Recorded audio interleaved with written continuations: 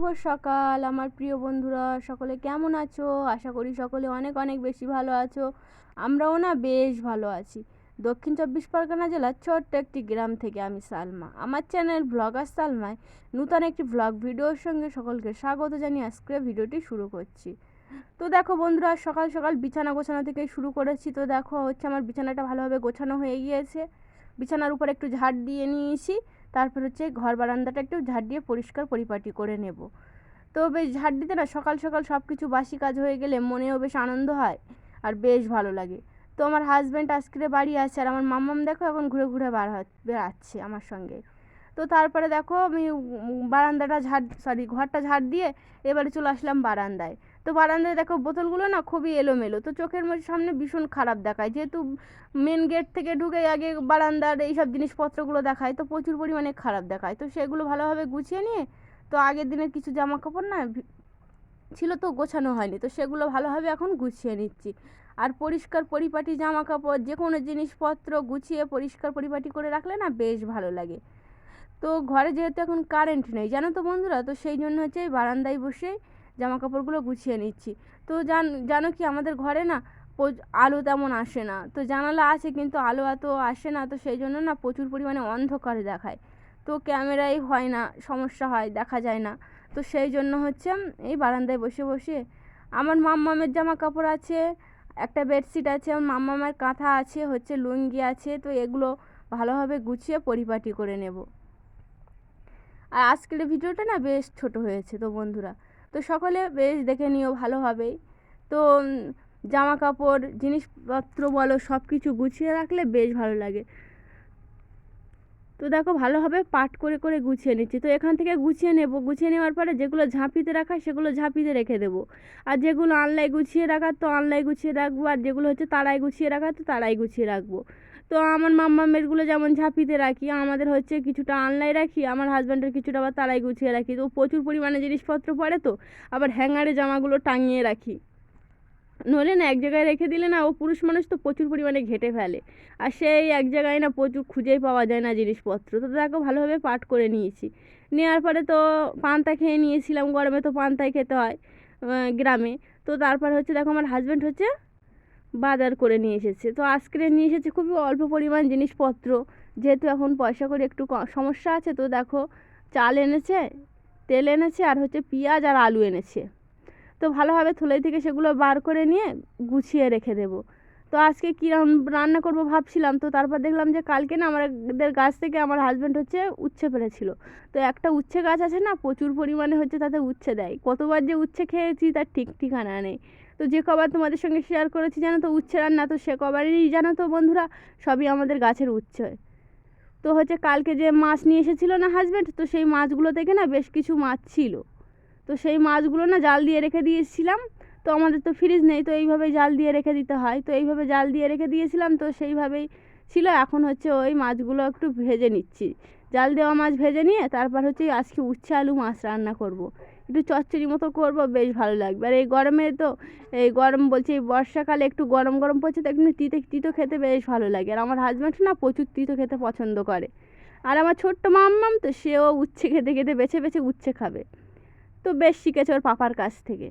তো দেখো ওদিকে ভাত বসিয়ে দিয়েছি, আর এদিকে হচ্ছে এই মাছটা ভেজে নিচ্ছি।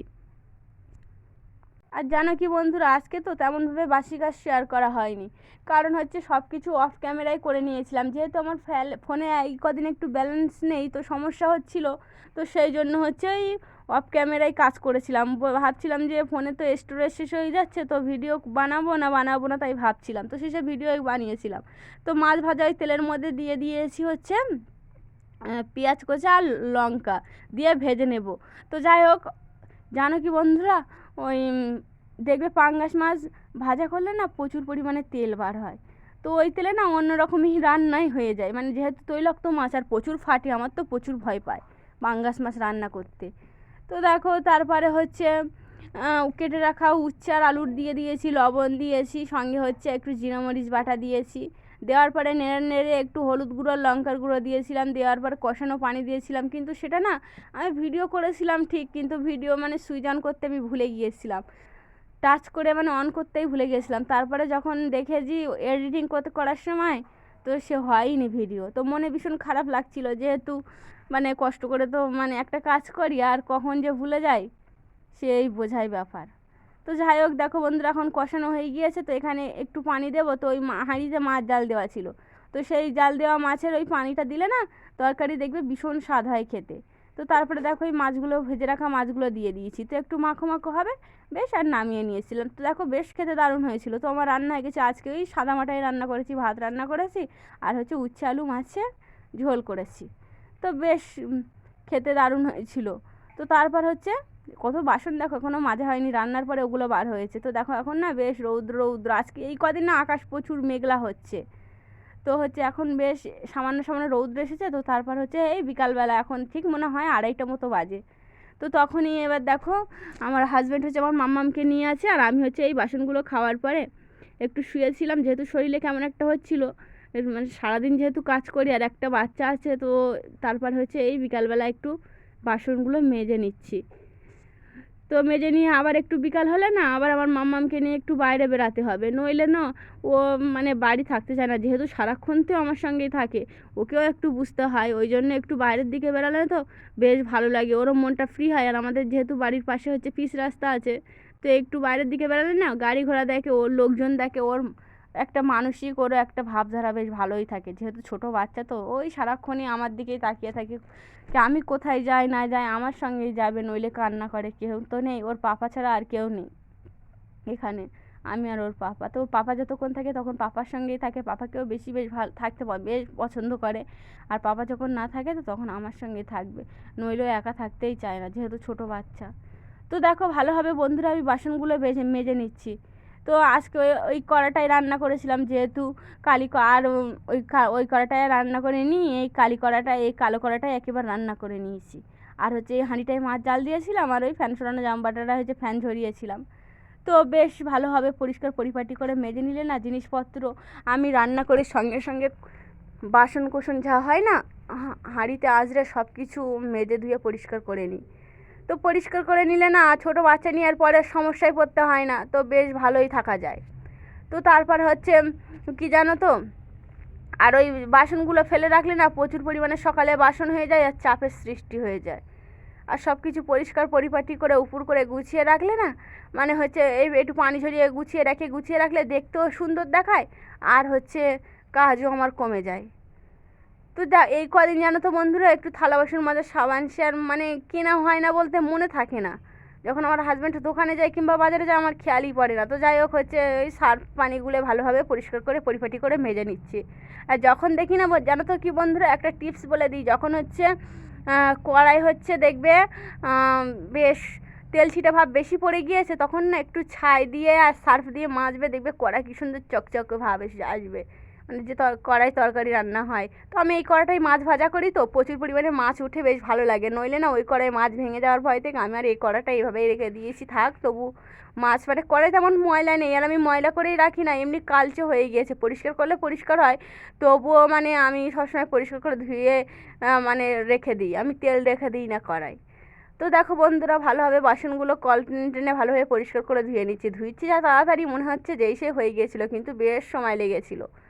আর ওদিকে আমার মাম্মাম না কাঁদছিল, আমিও বেশ তাড়াতাড়ি করে মানে দ্রুত কাজ করছিলাম। তো তারপরে হচ্ছে দেখো ভালোভাবে মেজে নিয়েছিলাম। তো আমার মাম্মাম কাঁদছিল বলে না ওর পাপা আবার নিয়ে বাইরের দিকে ঘুরছিল। তো বাসনগুলো ভালোভাবে দেখো পরিষ্কার করে পরিপাটি করে মাজা হয়ে গিয়েছে।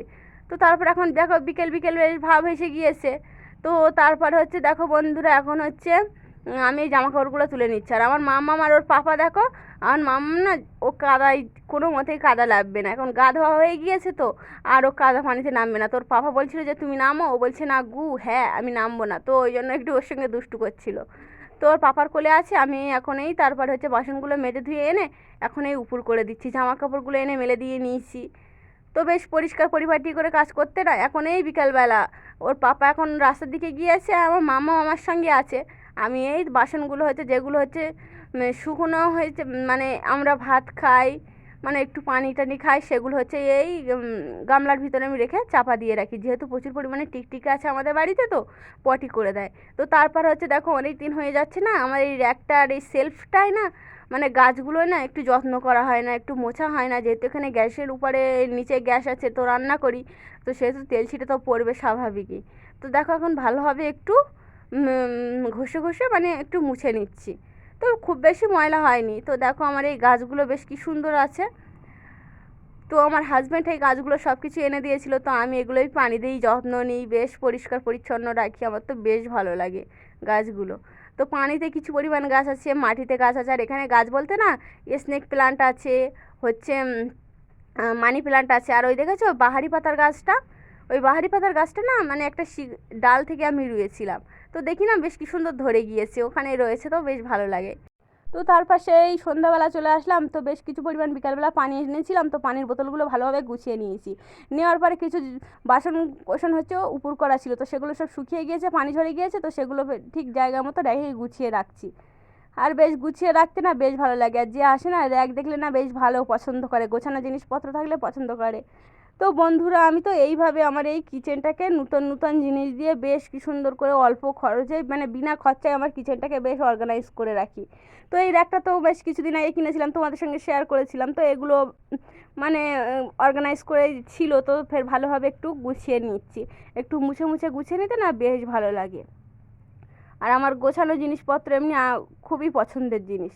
তো দেখো ভালোভাবে গুছিয়ে নিয়েছি। তো তারপর হচ্ছে আমার না একটা চপিং বোর্ডের খুবই প্রয়োজন ছিল, তো সেই জন্য হচ্ছে আমার হাজব্যান্ডকে বলছিলাম যে একটা মানে তক্তা বক্তা হলে বেশ আনবে, তো আমার হাজব্যান্ড হচ্ছে প্লাইউড পেয়েছে, তো প্লাইউডটা না বাদ পড়া ছিল, তো বেশ কি সুন্দর এখন চপিং বোর্ডের মতো বেশ কাজ করছে। তো তারপরে দেখো আমার কিচেনটা বেশ কি সুন্দর দেখাচ্ছে না, আমার তো বেশ ভালো লাগে কিচেনটা। তো বন্ধুরা আজকের ভিডিওটি এই পর্যন্ত রাখলাম, যদি আমাদের ভালো লাগে তাহলে সাবস্ক্রাইব করো।